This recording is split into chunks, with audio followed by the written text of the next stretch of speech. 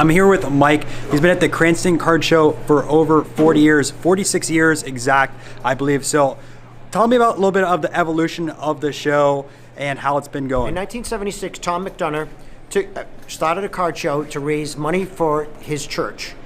It grew from a place called Auction City on Oak Lawn Avenue in Cranston.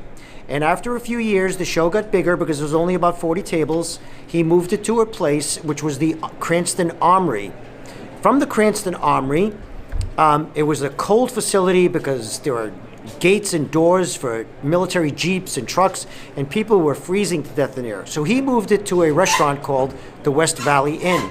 The West Valley Inn had a table capacity of 100 tables, and that was as far as the show could go. Tom worked there, and all of a sudden, tragically, the two owners were killed in a tragic car accident, and the establishment took a turn for financial disaster and went bankrupt. Tom wanted to reopen the show at the same facility with a new buyer. However, the new buyers that came in, the facility was too far behind on their taxes, and the buyers pulled out.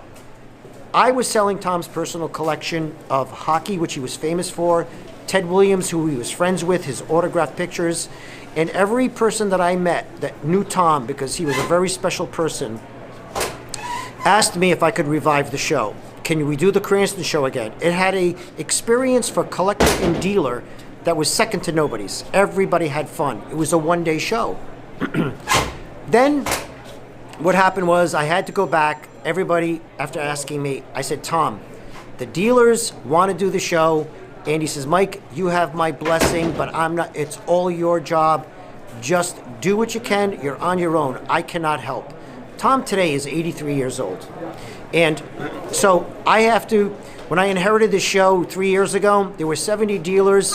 And within the first couple of hours, dealers sold their tables out. It was such a spectacular return. The following year after, we gained another 30 tables at 100. Then today we're at 130. I turned away 20 dealers because we don't have enough staff right now. The show is growing faster than we can handle it, and it's just got a spectacular reputation for a dealer experience. We now have a 2-day show. We have autograph guests. We have people flying in. We have dealers from 10 states.